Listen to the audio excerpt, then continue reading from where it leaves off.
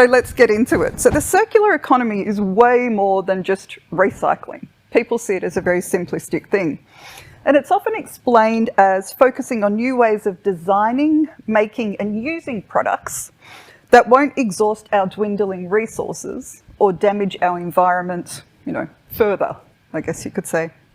So the Ellen MacArthur Foundation is quoted as saying, "Businesses that want to be more circular should aim to design and make products that eliminate waste, keep materials in use, and regenerate natural systems." The Ellen MacArthur Foundation is an incredible resource, but we also have Go Circular, and more there in a second. So this movement in the circular economy has been evolving for quite a while.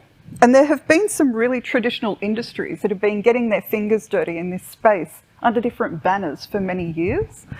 So the building and construction industry was exposed to the renew, reuse concepts. So it's all around that cradle to grave production design. Has anyone heard of cradle to cradle design? Yeah, it's interesting stuff. There's an organisation called Cradle to Cradle Innovation Institute.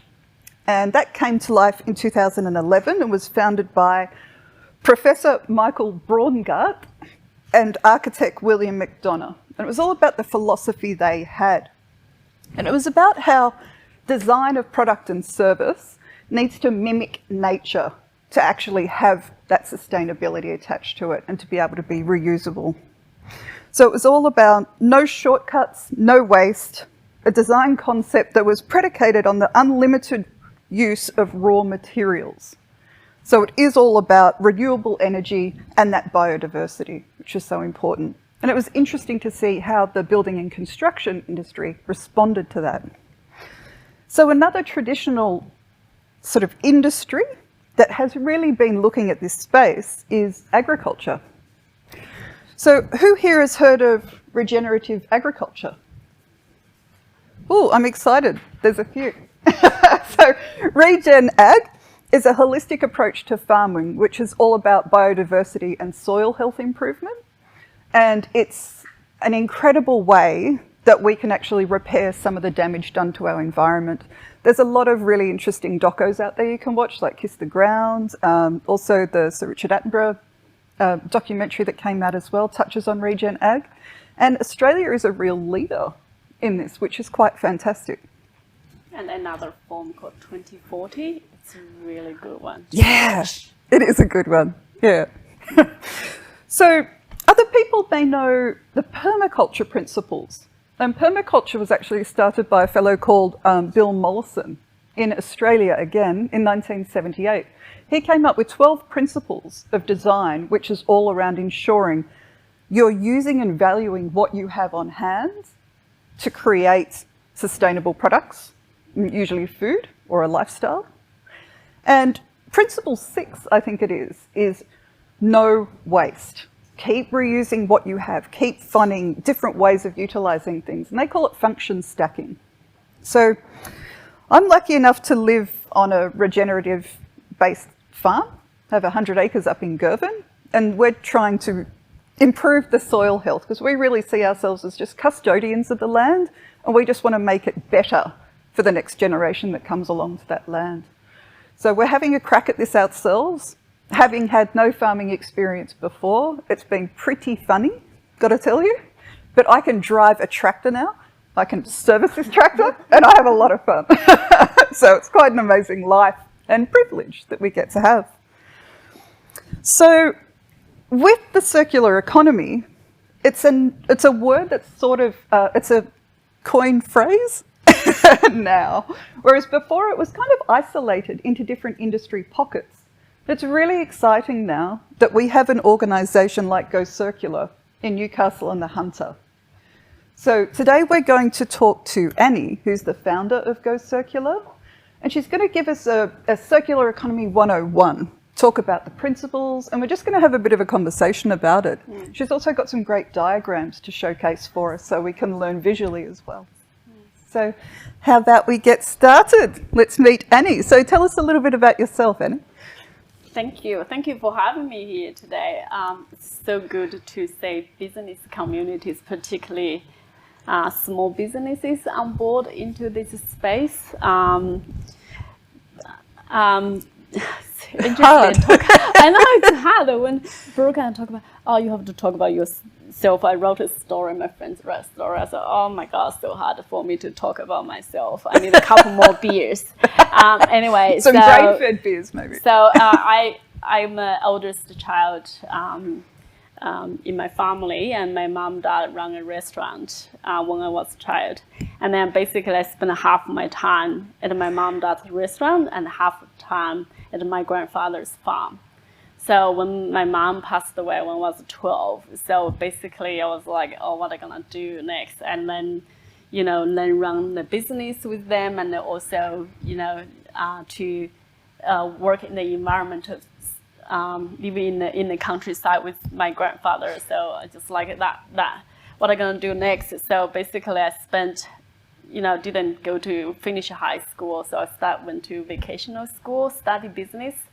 I was lucky enough during the day and working, and at night time study, getting my Bachelor of Business. And then when I was in my 20s, I managed about almost 100 staff in Beijing. I was talking to travel about it, and then about my early 30s, I thought, okay, I know I had enough in Beijing, and what am I gonna do next? So I moved to Newcastle, study MBA. So very quickly after I finished my MBA, and was really lucky enough to get some of the executive roles in Australia. I spent most of the time actually in Australia, and also travel to overseas for international business development in the international trade space.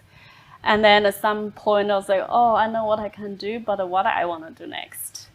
So I basically took time to travel. I was talking to Brooke about study SDG goals a couple years ago, and I wanna 17 goals and 169 underneath. I wanna make sense of it, and I wanna understand, dive into it.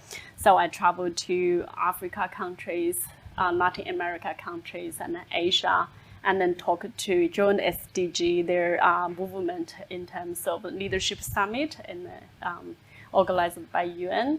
So that really makes so much sense of why this is 17 put together. And then back in Australia about 2.5 years ago, I have so much experience in business, and okay, what am I gonna do next? So I went back to uni, studied environmental management. And then during my study, I found actually circular economy, and I wanna really dive into it. So I basically all my research paper, it's a circular economy report, circular economy ACEs, everything related to that. And then during that time, I was like, okay, I had enough of talking. I'm going to do something about it. So that's why I founded the Go Circular. So you guys will heard about lots of circular economy tonight. Make sure you have enough drink in hand, and they have enough alcohol. By the end of the night, you guys probably get drunk. We are talking about lots of circular economy. We'll have too much to think in terms of circular economy. So, yeah, that's where I come from. That's how I founded Go Circular. Yeah. And it's a pretty amazing story when you consider the relationship of your mum and your grandpa and everything that they did in your home life. It's pretty much full circle. Yes, true. Yeah. Excellent. Okay. Well, if you would like to share your definition of the circular economy, that would be fabulous, Annie. That's a good question. My definition of circular economy, put it in a very simple way, is a circular economy for me, it's a system transition. How we can move away from that, make waste economy into a regenerative economy. So we talk about that regenerative, that how for human, for as people well-being, and for the environmental as well.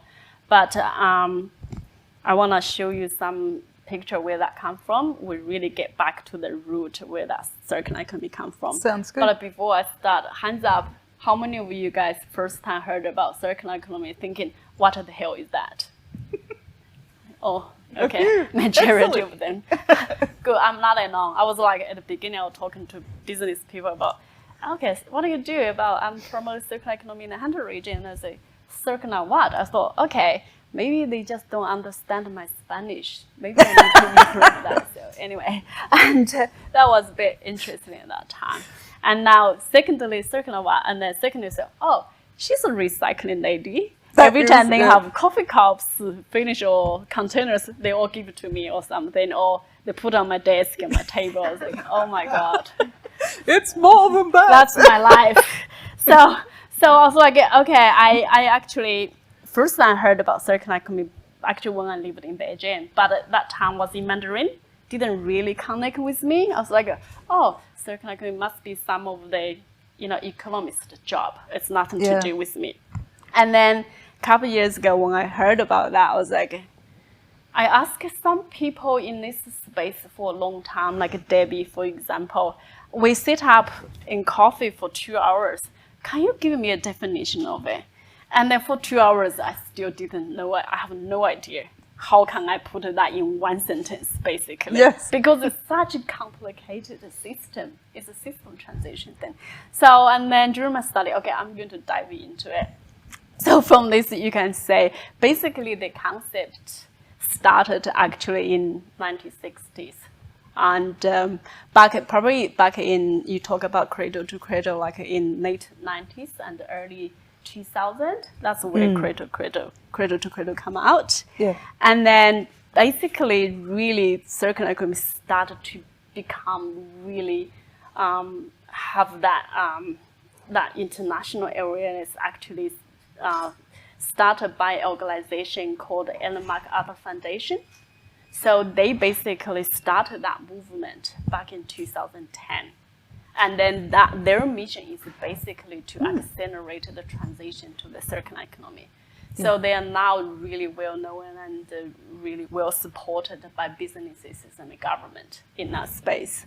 So and then 2015, European Union also invest about 5 trillion euros into that space as well. So basically, Europe about more than a decade ahead of us. So that's now, if you look at some of the academic papers or any of the, circular economy related, they probably all refer to Ellen MacArthur Foundation. So the website have all different sectors, so you guys can go look into it. And then now more organizations look into that space and then start to collect data and then look at what are the circular gap. So one of the organizations at the Netherlands, they basically did a circular gap for different countries. So it's all the report on their website as well. So let's get back to some of the basics. So it's one way to explain what a circular economy basically is compared from current linear take, make, and waste economy. From linear economy, basically, everything actually designed for landfill. So if you go to the shopping center over the weekend, all the stuff you buy, probably 90% of them will end up in landfill in 6 months' time. So hands up if you received Christmas gift or New Year gift, how many of them you guys already throw in the bin? Yeah. Right? Do you know where that ends? So we call the one system, which is called landfill, because it's easy and the cheapest option for us. But what's going to happen after that? Right? That's whole environment stuff and human health, mental well-being, everything comes into our. That's the issue in our current linear economy. And then another thing is disposable. How many of you guys, no one have the water bottle today? We had some guilty sessions for the team at the business center last week. Just to fill everyone in, we have a professional development team day every month here with our crew at the business center. And I was so excited to be introducing Annie and sharing information on the circular economy. And I was honestly standing there with a disposable coffee cup and a plastic water bottle. And I was just like, oh, what am I doing? Like, I know better than this. This is crazy. I felt like a giant hypocrite. Anyway. Yeah. Anyway, so I picked up on that one. Sorry. That's fine. It's glass, everybody. Woo. So basically, you think about it, that's everything basically designed in that convenience of like disposable and even now, which is a bit ridiculous because of COVID. You cannot bring your own coffee cups. It is. Where that end, it's all in landfill. I remember, I think a couple of years ago, even the COVID lockdown, I walked down to the Newcastle beach. Oh my God. And all those bins full in all those coffee cups and takeaway containers. It's just shocking. And then the birds eat them for the leftover food. And sorry, I don't want to go that into too much detail because sometimes be overwhelming. Make it easy. And then also thinking in silos as well. We look at our organization, for example. Most of our organizations are really that short-term push. Basically, you look at your monthly report, quarterly budget report, and also you pay shareholders dividend. For example, I was talking to one of my network last week. They pay their shareholder dividend every 6 months. And then he's talking about their CEO travel around the businesses to build their culture. I said, how can you build the culture while you measure your success by short-term efficiency? Exactly. How can you build that culture in that measurement? So it doesn't make sense until you have to change your whole measurement of the success. Yeah. Okay, so that's what we've been, most of you guys are familiar with that model. And the short-term efficiency and, powered by fossil fuel stuff.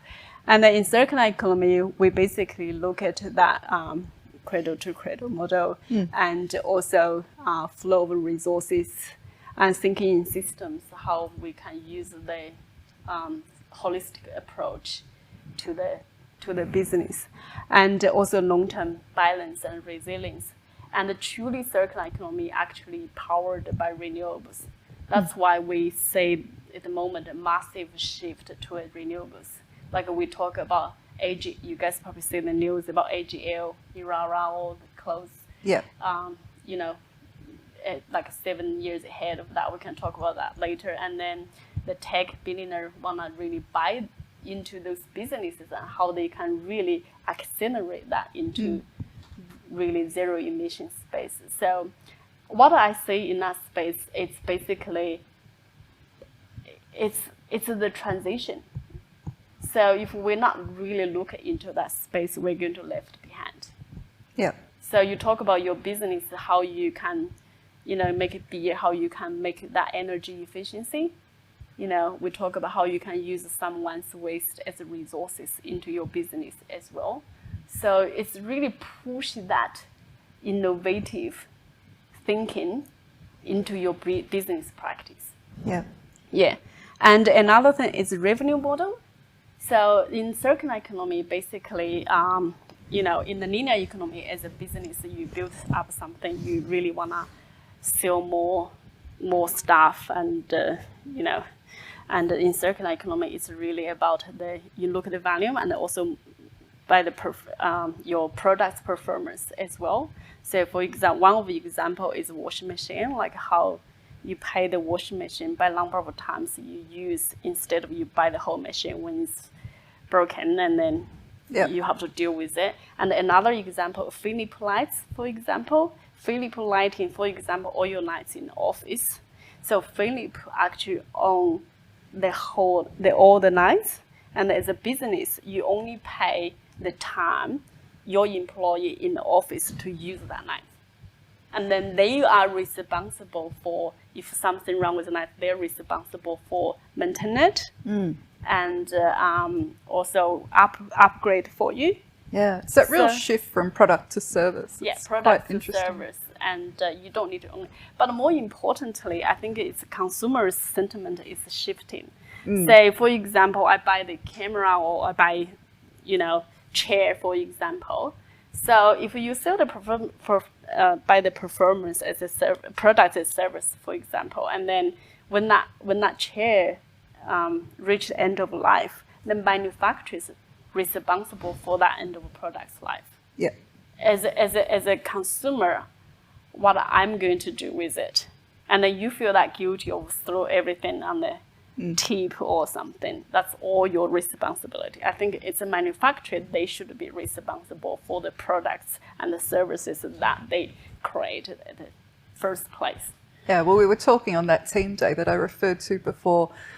One of our team members said that they just want to strip off all the packaging that a product comes into before they leave the store, and to leave that at the store to say, do something about this. Yeah. So that consumer buying power, basically just trying to educate on what people do want to back and how they do want to support local businesses, but they don't want all of the other trappings that come with it. Yeah. Yeah. So basically, it's actually the whole business ecosystem started to changing, and the local and the state government, they are actually changing their purchasing power. So if you create products, they ask you how many of the recycling content in there. How can you take it back in 5 years' time? If they're changing their policy and framework, you are not following that. That's a big risk for the business. Yeah. And then you think about if you are the business, now we have lots of momentum is building on ESG, environmental, social, and governance.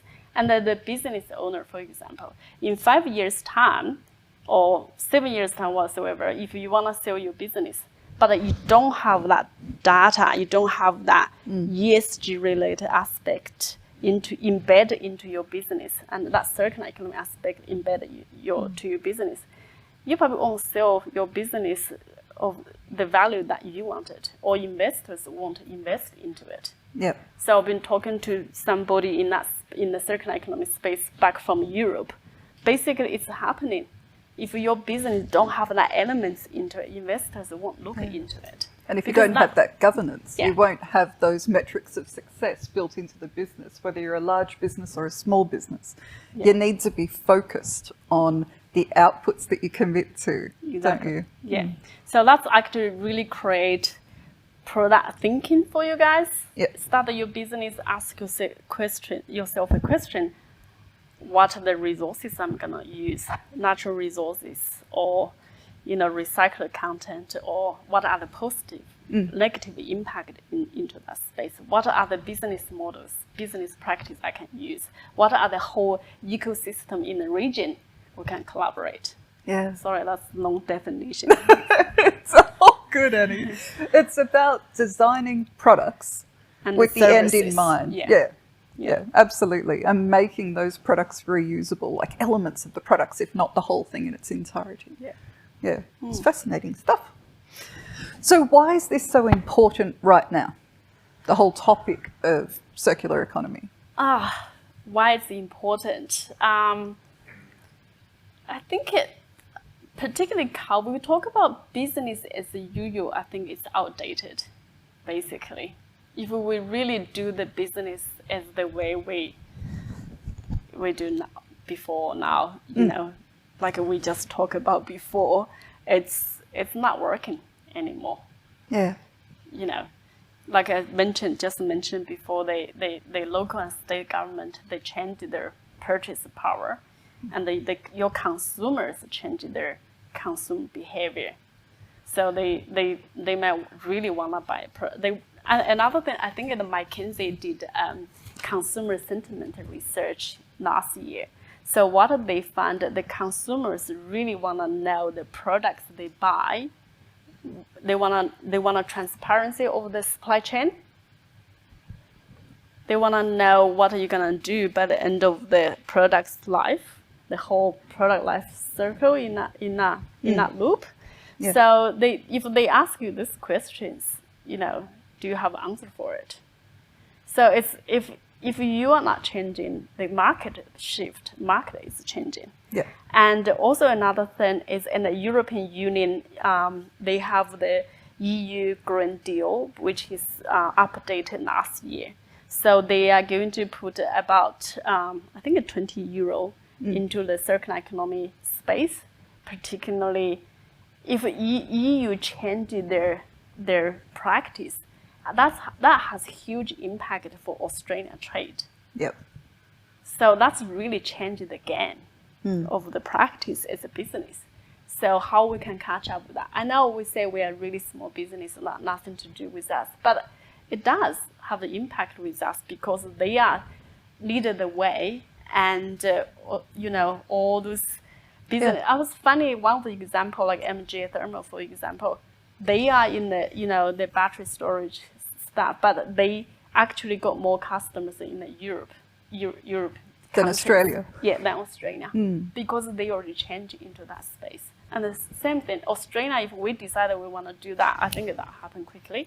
And then that's why you see lots of net zero strategies and in the government in that space. So, and then if your business have that strategy in place, I think that's going to be the winner. So really we're going will to be. make that SDG, circular economy, as a new business as usual. Absolutely. That's how you're going to make the difference and to win the market. And educating your customers is a really big part of that as well, not just on your own products and service, but what part they play in that. Yeah, so that's another point, like you say why it's important now. Actually, community is changing too. Like up Circle Newcastle, for example, the community it's one of that change. What are we gonna do with all those textile? You know, what have you guys been doing? It's you educate your community, educate that group, and then some of them say, okay, I'm not going to buy those clothes for next 12 months or something, or if I buy, what's their social and environmental responsible for that product. So I put on myself. Yeah, for the people watching at home or at work, we have the team from Upcycle here in the audience today, which we're a little bit excited. Excellent. Okay, so what are some examples of businesses in the Hunter region that are doing good work in circular economy space, as well as upcycling? There is actually so many of them. Kathleen, you probably know some. Like when we did last year, basically Lake Mac, City of Newcastle, Hunter Joint Organization, University, and Go Circular, we did a circular economy city scan. So you guys can find all the report on our website. So it's basically to look at the Hunter region, all those businesses, from small organization to the big businesses. So we look at what are their business models, what are their emission 1 and 2 and 3, and what are the data available. So we look at that's why I found Upcycle in there, and some of the watch repairing shops on that data as well. So there is so many of them doing that in this space. And the one organization just really started last August called Resourceful Living.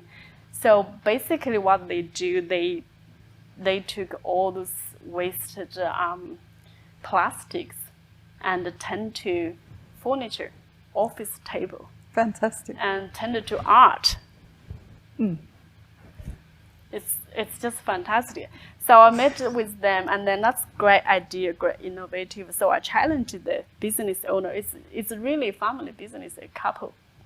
And then I challenged them, say, okay, you have your products designed, fitting in all the circular economy principles, for example, and then you still running your business in that traditional way. Yeah. Have you think about put a couple products out, use the products as a service, for example, and then develop some of the business model, just use like subscription model, for example. Definitely. So you just pay like even $1 a week. So we're going to work together, Go Circular in the Business Centre, and we're going to put together an adaptation of the business model canvas and a bit of a business toolbox for people that are interested in doing some integration of this thinking into their existing business, or even if they're starting a business and they want to design products and services from the get-go with this in mind. So watch this space. We'll get some work done there in the future. And another shop I really also want to mention is called a Shared Shop at Hamilton as well. Is it? The Shared Shop. So it's like their library of tools. You don't need to buy toaster, for example. You can just rent from there. Cool. So they based on the membership, it's like $52 a year. Yeah. So you can just go to rent a camera, you can rent a toaster and all sorts of random all things. sorts of stuff. You just go to rent it. It's not, you don't need to buy all the stuff. You know? So there's lots of amazing businesses actually doing this stuff, and you know. Yeah. I wouldn't go to buy another toaster, so I'm just go in there because I just broke the one. What am I gonna do? I cannot fix it because that's about linear economy. If it's broken, okay, let's just throw the bin. Go to Big W, $20, get another one, easy. And then what are you gonna do when that broken? Throw again. So, yeah. Some I have even mentioned some like food waste, for example, how you do that at your home. So we all know like composting. We all know. You know, all the stuff. But I think to lots of people, I had enough of talk. Just get on with it, get shit done, and then go to do it, you know. So Absolutely. we already know all of the stuff. It's not rocket science or something, you know. So it's just how we put that into practice and ask questions. How can I do different? How can I do better? Put that into your business and personal practice as well. Even what every business considers waste, what other business can use said waste. So even when I was talking to Lockie from Grainford Brewery earlier tonight, I'm thinking, wow, a lot of what you have in waste, my pigs would love it. And that would actually create waste going in. That regenerates the soil by toiling the soil, so you're not using tractors and things like that to improve soil, using the animals to do the work. And again, we can just bounce around the room and find all these solutions of what we can do. Yeah. What waste do you have? How can another business use that? So it's quite fun when you get started. Yeah, I like that Lachlan's example because we actually started a project with Hamilton TAFE. They have the bakeries down there. So we only did week 1 of the project and then COVID locked down. So basically we're gonna look at how they can use their bread. They basically throw out lots of waste bread because after the cookery, all sort of stuff. So you can talk to them, use that, make beer. So it's a treasure for your business, you know, and then you save all those waste to landfill, basically. Yeah, absolutely. Okay. So what tips do you have for business owners? Tips, business owner. Okay. I like number 3, so I short them in 3 of them. The first one, I think, to talk to your local councils. And then because particularly in this region, what I love about is that collaboration. So most of the, you know, in Hunter, there is Hunter, I think most of the mayors sit on the Hunter Circular Economy group. And then they meet every 2 months. So basically look at what's the circular economy opportunities in the Hunter region. Talk to your local council, look at what are their circular economy strategy. Like in Lake Mark, for example, they have circular economy policies, frameworks, and then they will have some of the actions put out. You know, you guys look at those opportunities and what are other businesses doing, find out information from them. And Newcastle Council is also just finished about their circular economy strategy. So it's most of the things already happening in your area. Just go to find out. So that's one thing. And secondly, I think it's also talk to, you know, it's circular economy. One thing I look at is also that collaboration in this community as well, in this loop. Talk to your, you know, next door neighbor. You know, what are the things they don't need is might be treasure for you. You know, talk to your next door business. Sometimes we just so busy putting in our own word, and then you just talk to your next door business, you will find, wow, it's amazing. We can collaborate in 1, 2, 3, 4. You know, so I found that's really helpful. The reason I share that because last, like I refer back to the city scan project, was really amazing when we talk to some of the small and big organizations that say we need data to look at least find about our benchmark where we are before we develop strategy to move into that space. So they just really open to share that information with us. So that's, I think, this business ecosystem in this area is just amazing. So we all look after each other about how we can create a better business and community in this space. And we're really lucky to have the Go Circular website, and again, the Ellen MacArthur Foundation website. That really helped me open my eyes as to what is possible. Like you can delve into industries and have a look at what they're all doing. And there are just so many aha moments when you just think, of course, I'm a business advisor and I just hadn't thought of that. There's a lot of really amazing stuff you can find. So third tip, which is a really good one, it's about where you can find the grants to support your business, okay? Always helpful. New South Wales government published New South Wales Waste and Strategy 2041 last year. So in that strategy, they mentioned the circular economy more than 100 times. So what happened from 1st of July this year, they are going to put 356 million fundings for businesses, startups who are embedding circular economy into their business and circular economy innovation into that space. So I just did with EPA had a bin trim program last week. So traditionally, their bin trim program is basically just look at the audited waste, and this year they are going to put the circular economy elements into it. So it's really go to look at, basically, we're really lucky at the moment we have that infrastructure on the way to support us. Yeah. So just, look into it.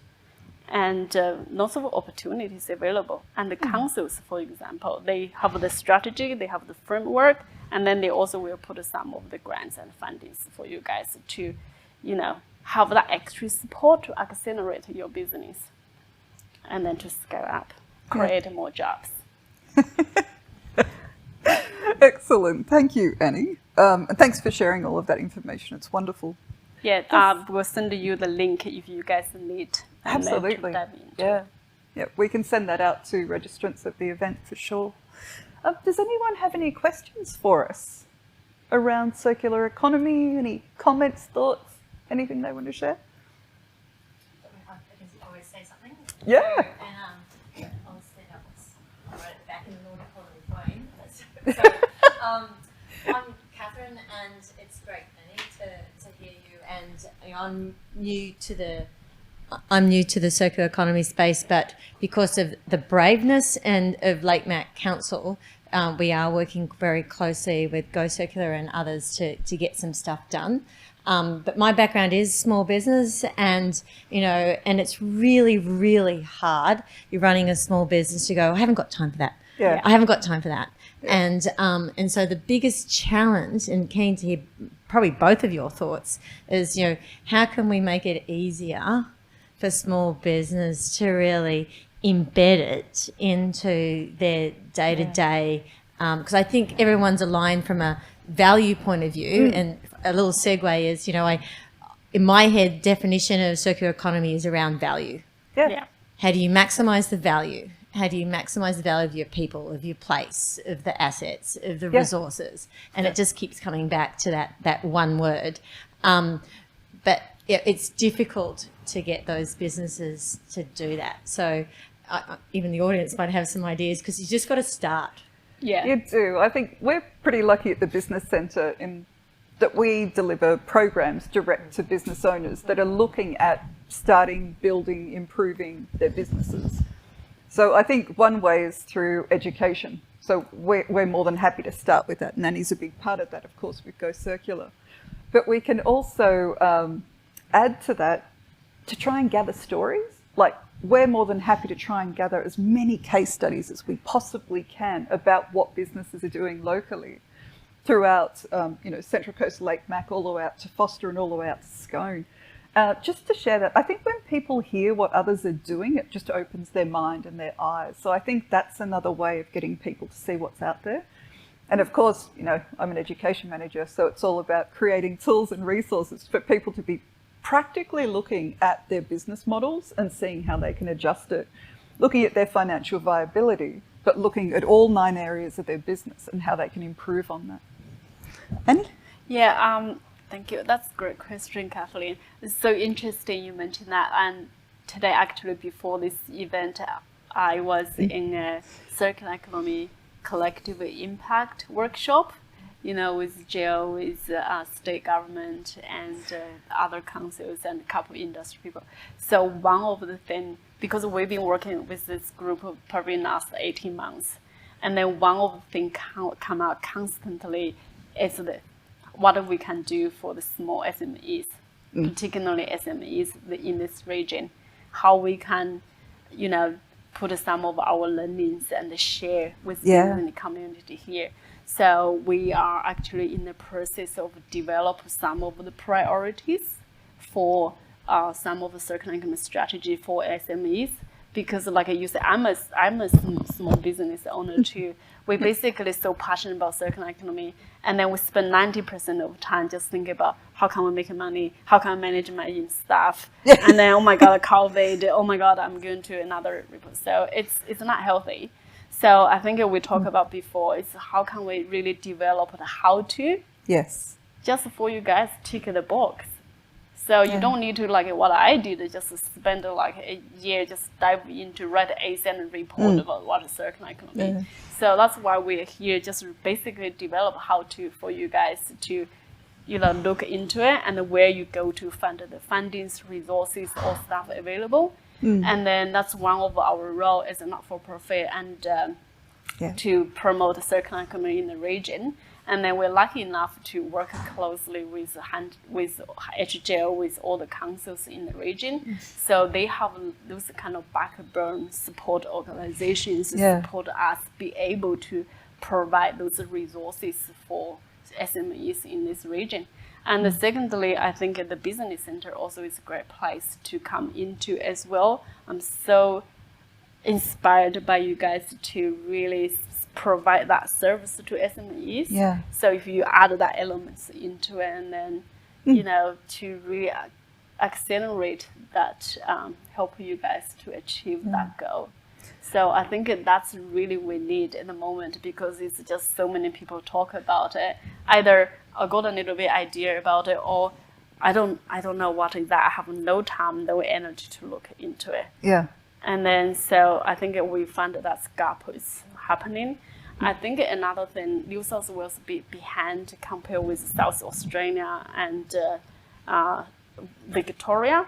So Victoria, City of Melbourne, for example, about 18 months ago, even the council provided fundings to the SMEs and startups to put circular economy elements and innovation into their business.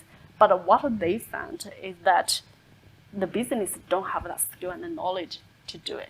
And they don't have time to dive into what is that, basically. Yeah. So they actually partner with other organizations to develop that service and education piece for the business. Yeah. So I think that's also, for us, we're a bit behind and in the regional area, but we've done all the grant work now. Exactly. And then, like today's meeting, really that SME piece come up all the time. How we can, put more resources into this space in hand to support SMEs and startups. We're doing a lot of work with New South Wales government as well through the Business Connect program in talking to them about developing even simple business health checks around that space. Again, it comes into educating people about what they need to ask themselves and how they need to incorporate that into a model. Wayne, you had your hand up earlier. Yeah, I was just going to say, you talked about the education of people and the stories around that. Now, I know, for example, Neil Slater's down at Scratchley's, does some great work. Yes, he does. What he's been doing. So that's a really good story to get out to lots of people.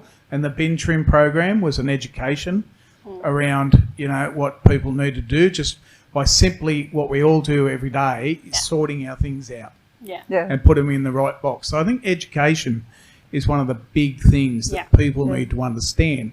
They don't have to be everything to everyone with the circular economy. They can just do a little bit, and then it'll achieve a lot more for the community and the region as well. Yeah. When you think about Sorry.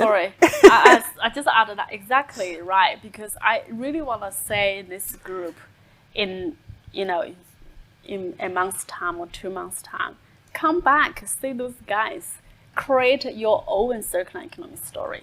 Yes. Have that narrative in place and then the community will buy into it. So I think that would be really great exercise, to look at individual business, because we all, like Catherine talk about value, we probably have different values in a different organization. So how we can create that narrative and tell that story. Yeah, absolutely. That's great. It's funny because we talk about innovation on a daily basis when working with businesses. And I guess personally, I see it as those small incremental changes that add more value either to a customer or organization. So people may get overwhelmed initially when they're introduced to this topic and they start thinking about implementing this into business. But again, it's just those small steps. And also, we have a lot of work to do in educating community about their own consumer buyer behavior, because quite often there are solutions out there that are different, and so many people are just used to making the purchase for the toaster, at Big W, just like that, out of convenience. So yeah, we need to look at those buyer consumer behaviors as well. Was there any other questions or comments from the audience? Steve, would you like to share your story about Steve joined us? When we look at I mentioned before, when you look at circular economy, it's also about that system transition. So we did design thinking and system thinking for business councils and last year, and Steve is one of our attendees last year, and he just mentioned he's want to learn more and implement that into his business now. Oh, we'd love to hear that story. Yeah. We'll grab a mic for you. So yeah, my name's Steve, and yeah, like as Annie said, I was like part of a workshop on the circular economy, and it was something that I never really heard about too much before then. And I'm pretty fortunate where I'm at now. Is we've got basically autonomous robots, and they're delivery vehicles, and the main mission behind it is to deliver community. Everyone thinks of autonomous delivery as last mile from when you buy things online. Yeah. But our vision is to empower communities with it. So essentially, if you're in a community, your next door neighbour can use this system as well, and deliver the parcel across another community, rather than just everything you buy online. And I think a lot of it is to keep things in use longer. And then even then, on top of that, it's more of like a personal thing as well. Like now I'll look for, I bought a belt the other day. Rather than go and buy a brand new belt, it's more about, taking personal accountability, where I bought a belt that was made from an old motorcycle tyre. Yes. So that rubber tyre doesn't actually go in landfill either. So yeah, so applying it in person, but then also in business too. Yeah. Love it. Thank Cool. you for sharing that. I'm just so excited to hear you apply some of the learnings through last year and into your business. That's fascinating. Yeah, it's wonderful. Yeah. Okay, well, that brings us to the end of our filmed content section. For those that are in the room, this is now where we get to have a little bit of fun. So we'll say goodbye to the people online.